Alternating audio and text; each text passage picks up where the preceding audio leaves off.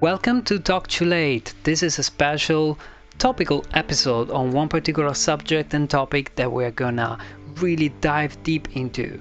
I'm joined, as usual, as per all our other episodes, I'm joined by my worthy, recommendable guests, HeadacheMik Oh, hi. and Prosil. Hey guys. I'm gonna just go straight into the topic for this special episode that we have on our opinion playlist on our YouTube channel that you can find. But simply, I wanted to guide you guys into this topic of playing hard and tough video games. Now, a little just a prologue on the topic for me. I think that there was a trend some years ago, we're talking about 20 to 10 years ago, PlayStation 2, PlayStation 3 ages, where video game design was probably trying to keep maximum engagement of the players. And so games were sort of, I don't want to say they were easy, but they were diving into being so cinematic where dying wouldn't happen all that much. Let's say games like Prince of Persia: Sands of Time.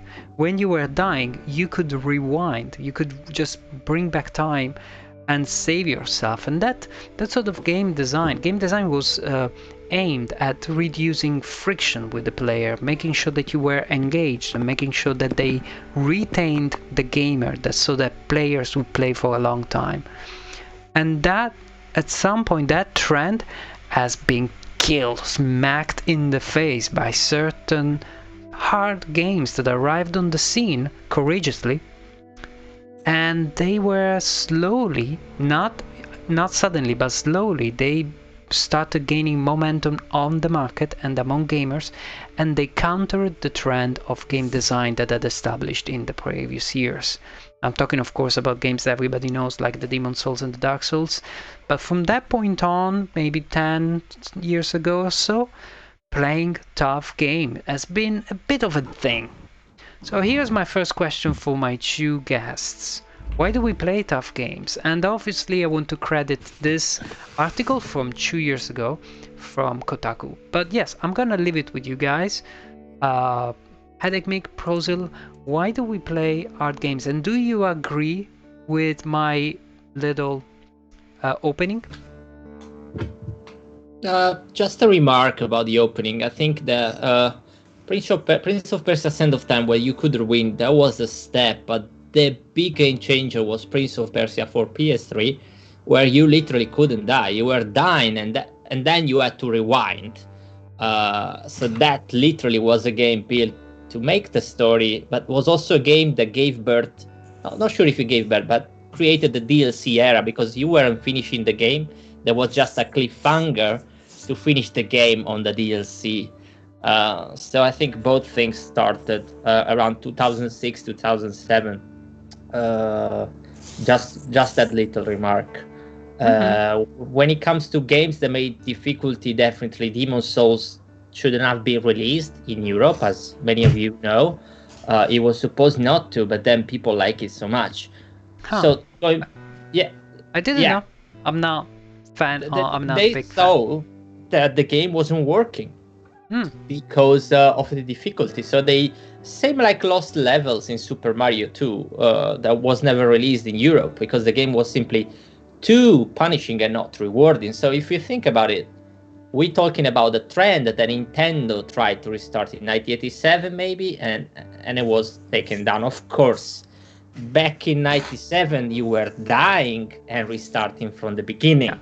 Yep. When people Every talk day. about difficult games, like, and I remember me taking 1 year to finish Super Mario Bros. When I was 6, you were dying and then you had to restart because you were falling, and sometimes you were leaving the console on to restart. There were no savings. So I think the difficulty in games has changed. So difficulty is part of game and level design. You may see if a game is very well designed, if you increase the difficulty, is not only a matter of, health of the character or health bar of the enemies, but it's also artificial intelligence and how it should play.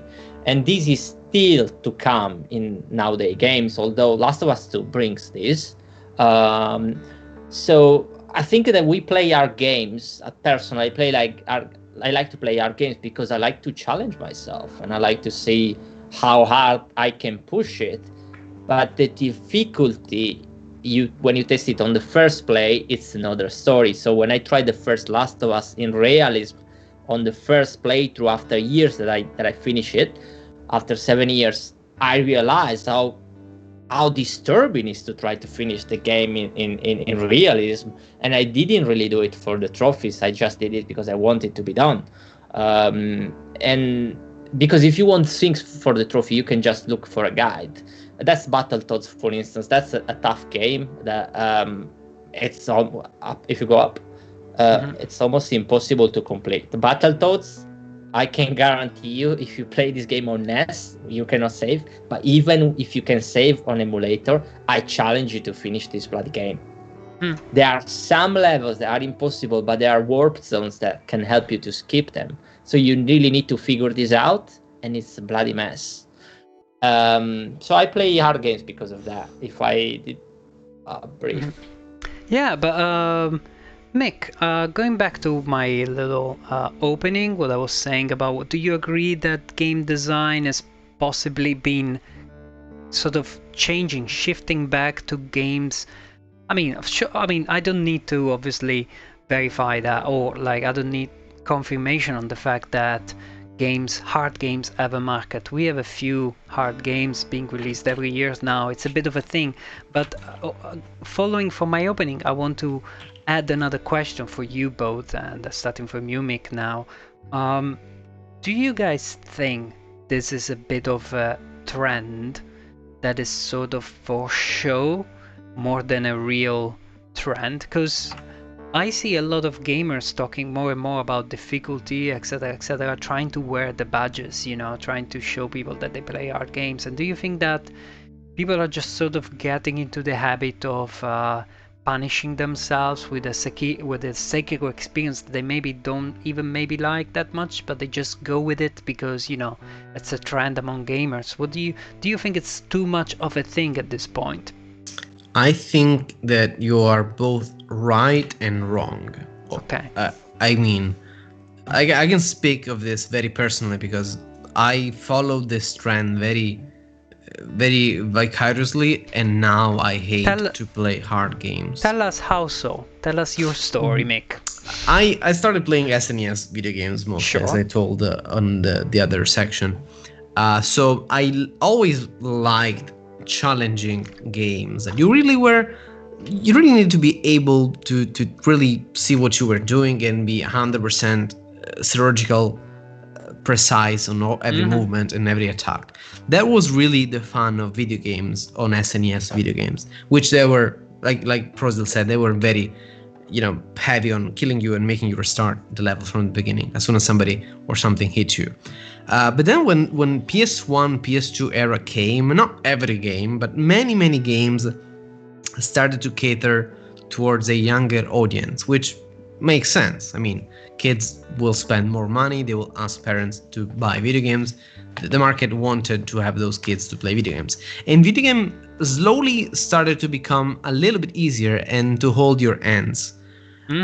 Specifically, we've seen a lot of much more games having a settable difficulty, which is a thing that it really doesn't belong to SNES or even early PS1 video games. Yeah, difficulty levels were now. I don't remember games that time having a difficulty PS1 level. Video games with me too.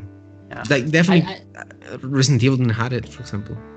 For instance, Mike Tyson Punch-Out, the one that you have there, the difficulty level where you were playing maybe the leagues, you had League 1, League 2, but as you say, there was a kind of title you were getting, like the junior title ending. But as you're right, like that's a very good point. There was no difficulty levels. But this is because Probotector had one. This is because video games had to maximize your time on it. So if you were buying a video game and the same company would have taken it 10 days to make a new video game, they wanted you to actually play that game very heavily. And I think it's probably something that is rooted in the coin-op business. Yes, yes. Coin up, because when you were playing the game at an arcade, yeah, it had to last as long as possible. Oh no, it had as to short last for as you. possible, kind of, yeah. Yeah, for developers as short as possible. They want you to kill because more deaths, more money. And for example, it's kind of the same era. We have narrative video games like Monkey Island. They weren't this stuff, and 2 years after the first Monkey Island, the second one came out. They were easier to do, so they didn't need to punish you for playing the game. There was also a way to choose the difficulty in Monkey Island 2. And not Monkey Island 1, but Monkey Island 2 and 3, and I guess 4 and 5 too. They had a secret, easier difficulty. But my point is that I started to playing PS1 and PS2, and video games really started to tackle you onto trying to teach you how to play a video game. At this point, I was a kid, and I knew that X meant jump and square meant attack. But every game had to talk to you through this for half an hour every time. And this is kind of frustrating, even for a kid. And then a video game, I played a video game that I basically knew very little of. That was Dark Souls. I played it on PC when it came out on PC, when it was quite broken without mods. And I really found myself again a kid playing a SNES video game whose focus was really into testing you. This was as video game can be, and I really felt a passion behind developing every fight in a different way, and the fact that the game didn't ask for the difficulty, and at the same time didn't tell you how to play the game. It just it gave you the game assuming that that you move with the joypad. It told you for in 3 seconds how to attack, how to dodge, how to run, and that was it. The game really treated you as a gamer, as a game player, as you are. Yeah. The game knew you were, and this really made me feel amazing. Dark Souls changed the world, though, changed the video game world. It sold 27 million units outside of Japan. Yeah. Outside of Japan. That was unexpected indeed. Nobody expected So I think that your experience has been possibly the same experience as many other gamers of something that you have recognized, something that had gone lost for quite some time. And so you played quite a lot of Dark Souls. Yes. I remember playing that. And now I want to transition into the future and see and complete my question before. As this I have to admit one thing about Dark Souls. Dark Souls was the first game that I, in a decade, maybe in more than a decade, maybe in the whole life, where at one point I said, fuck, I need to look some online and see where can I find a better weapon, because I couldn't figure it out. And probably I would have. It would have just taken me forever. But it has to be admitted that a lot of people complete Dark Souls because they check the guides. Sure. Otherwise, the game is bloody not impossible, but it would take you forever. Because now we have guides and we are used to go and check them out. But back in the 90s, if the same game came out, we would have had to ask our neighbor, our friends. Video game we have shop. The instruments now. I made that's what video game shops were for. Yeah, too. On Dark Souls, I created the impossible glitch where, for some reason, I did beat the shit out of the good snake. Let's call it the good snake. And basically, that it left me. And if you do like that, you need to go next to the Four Kings, and there'll be a person next to the chapel. And I did. You're never gonna know that, because as soon as you go there, you die. I didn't know that. Too. Yeah, I had to find a solution for it, because I've been seeking the whole world, because I kill all the guardians and all the people. I didn't know that too, and I've been a good guy, so I kept the good primordial snake alive. But yeah, I imagine. A lot. It took me more than a month to complete it. So Mick, you told us your route on the old console and old systems, and how Dark Souls rekindled that spirit and you fell in love with the challenge. But what happened then? To follow back on my original question, has this become a bit of a thing? And why did you say that now, for example, on more recent experiences, let's say Sekiro, you dropped it, didn't you? And why? I think that I agree with you that it has become a trend. And this is because Dark Souls sold more than 27 million units. So everybody now started to do the Dark Soul video game, and I liked that for a while, and I think I really enjoyed to play challenging games. So I played all the Dark Souls, I played the Demon Soul, I played Bloodborne. I still think it's amazing compared to even somehow Dark Souls, but that's another story. And I even went to play Sekiro. I had a terrible experience with Sekiro. It's a game you should never stream. Saying that, right? or I should never stream, because I'm more a chatter streamer than a gamer streamer. So I get really focused, and I kind of forget I'm streaming. One, I expected something different from Software. I'm a huge fan of From Software, especially Hidetaka Miyazaki, the dad of the Soul Saga. And as you know, I don't watch trailers, I don't watch gameplay. I just buy games expecting them to be good. And from the rumors that I would hear, Sekiro was said to be a completely different experience. And I was down to play something that wasn't as punishing Oh, Link to the Soul Past. Saga.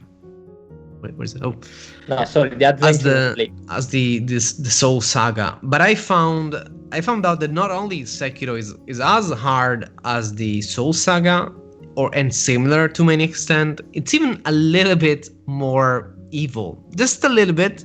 You need to time out more attacks, and I think I got to the point of saturation.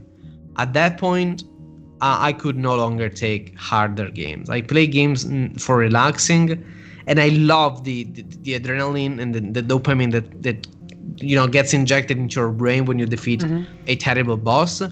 But I think it's not enough now. If I can just chime in quickly, I remember seeing you also fairly frustrated with Catherine, which doing the puzzle can be quite difficult in some moments. I think it's kind of because of Sekiro too. Sekiro kind of made me realize something about hard games and me. I think I'm not the kind of kid anymore. Maybe now, because I even have less time to play video games. Yeah, I want to succeed more into those 2 hours. Yeah. I stream 4 hours.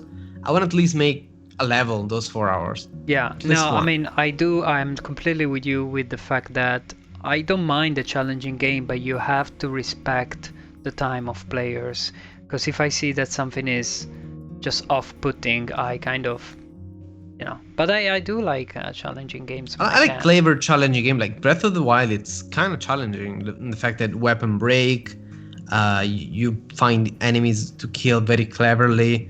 It's a little bit easy on bosses. I feel Breath of the Wild, but I think it's a good. Like you can easily die against normal enemies in Breath of the Wild. It can still happen at every moment, but it's not frustrating.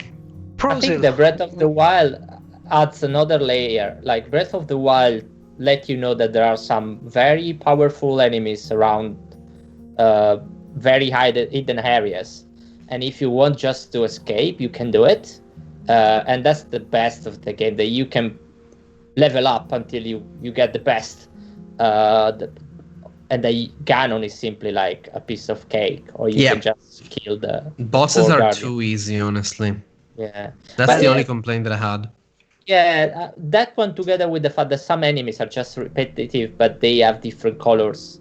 But I have to admit that the first time I found a Lionel, it did beat the shit out of me. It was amazing. And my butt was full of holes. Yeah, great game. Breath of the Wild still top 10 of my life. Yep, definitely. Prosil, about you, the last question. What do you think? What do you believe that this is a bit of a trend, and where do you see this trend going? Do you think it's going to deflate and people are going back to more approachable gaming experiences? I think we should look into the reason why this has become a trend. I think what video games look for is reward. That's why trophies are there. Gamers want to be ranked.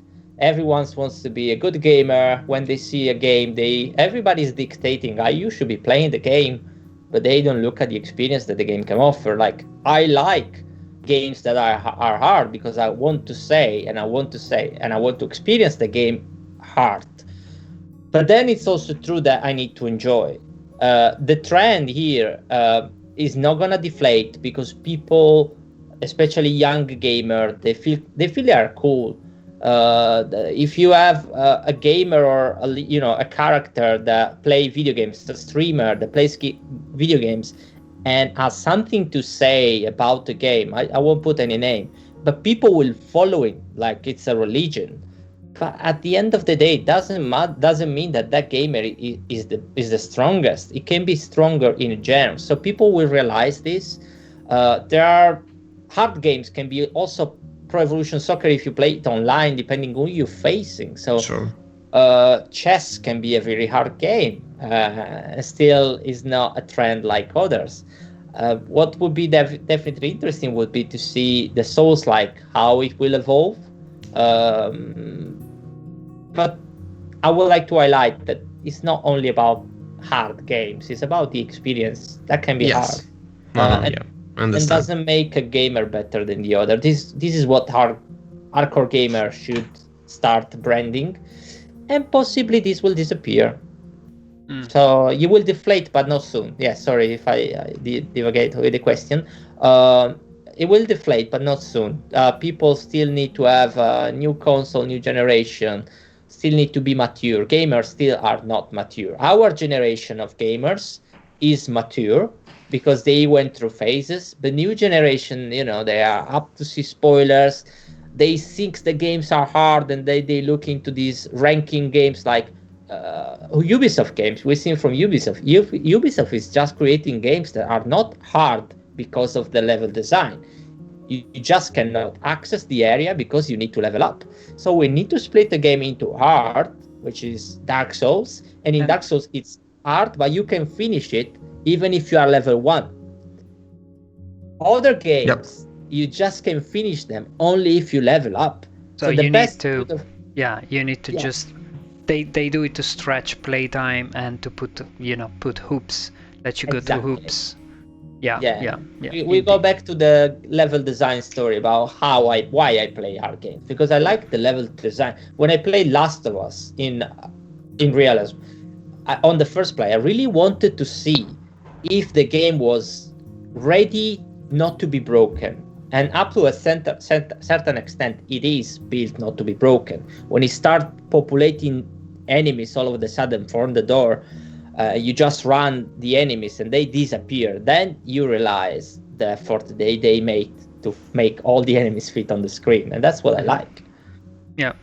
I want to talk specifically and touch briefly on your specific passion, because you've been playing a lot of trophies, and I know that for a fact. Surely some players play hard games because they get a kick out of the trophy and the achievement hunting. We were talking just at the end of our previous segments, if you are watching this video or following us on Spotify, that you are in a challenge of collecting 100 platinum, your 100th platinum by the end of 2020. And I wanted to ask your opinion, because obviously you're quite an authority at this point. Do you think that trophies and the challenge of trophy is in itself a trend that is just diseducating gamers, the younger gamers I'm talking about? Yeah, I think you cannot have a split opinion, it's not black or white. There are gamers that are just focused on trophies, and trophies can be addictive. I've been addicted in the past when I started, because gamers mock you and then you want to have more trophies than them. But then if you look at the career of the gamer, probably the hardest games I completed, like Battletoads, will never be recognized as trophies. So trophy are a good thing. If you want to work on the trophy and your trophy, you do it for yourself. You don't do it for the others. You don't go around to show a medal. Hey, I have got 100 trophies. Yeah, you do it. You have it.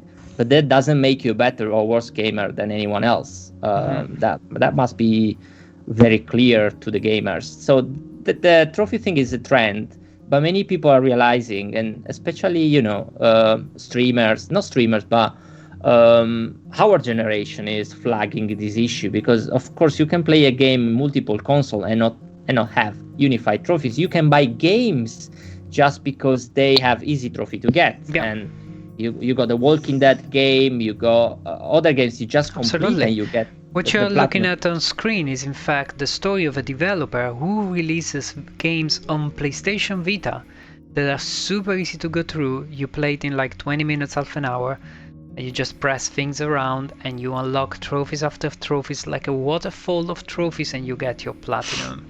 And this guy, what he did, he released a few or one or two of these games like this on the PlayStation Network to gain the money to develop his proper game. But apparently he managed to make money out of this, because he analyzed that there are people just hunting for simple games that can just push up their trophy counter, which is worrying, because you can do a few trophies, but if you just go on PlayStation Network looking for games like this, who are made purposely for you to obtain the platinum trophy in half an hour, then it's a bit strange. And it does link a bit to the topic of video game addiction, which we will cover in a future episode at some point in a proper way. But yes, that's a note that we need to talk about, because there are games though the platinum trophies are ranked per rarity as well. So you may pretty much know how many people that play the game platinate, and that would make a hell of a platinum at the end. And I think that the ranking and the score of the game should be based on that as well. Yeah, it's true. Maybe not only about the number. Maybe for the next console generation, they will actually think about that, and they will say this is a platinum that only. This is a platinum of red color. Like it should have a specific color when it's something that only a few. Like it should be an upper level of class or something. Cannot be a red color platinum. If it's platinum, maybe not. They should do a new trophy, the diamond. It's a hyper platinum. It's a platinum that only 10,000 people have in the world. That would be cool. The holy grail, the diamond, and then the holy. There are like websites that can track how many people per percentage have a trophy or platinum. Absolutely, the PlayStation. Also, the PlayStation does it. If you go on the trophy, for instance, when I took Metal Gear 4, or when I took Dead Space 2, which was bloody hard in 2012, I realized there was almost nobody had this trophy. But then, if you look at it's a popular one, and it's a bloody hard. I remember it took me like a lot of time to get platinum of Dead Space 2. It would be interesting if you looked at top hardest platinum to see how many I have. I don't know how to look it up quickly now, but yeah. On Google. Which I don't know. Oh, I was looking for a specific website that actually does that very efficiently. Oh, there you go. This is the leaderboards of the people with the most platinums. So you see there are people. So with can you look me up? Let's try. Prosil, are you public? It doesn't find. Apparently you're not on the leaderboard. I'm sorry. No, enter the PSN ID on top, right? PSN not in the search. Prosil. Let's see if that is public somewhere. This is where I become a child. Yeah, no, it doesn't. I looked for Prosil and it doesn't work. Prosil. No, that doesn't work. Let me try this. Prosil. Yeah. It's you're breaking the website. No trophies here. What's that? Italian. It's private. It's probably private, so it doesn't let you. Next episode. Next episode, we're gonna look it up and review the situation. Yeah, this is blocked. Anyway, we diverted on the trophy topic, and to go back to Mick. I mean, you don't really care for achievements very much anymore. No.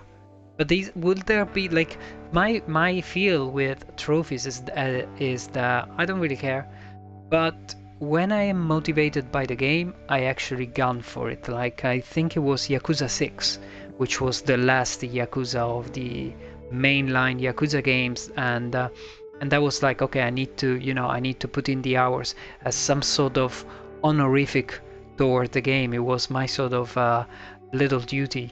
And so I was wondering if you have that for anything, like if you feel towards your favorite game that you need to pay some sort of tribute to them and do the extra effort, because I felt I had to do it for some games.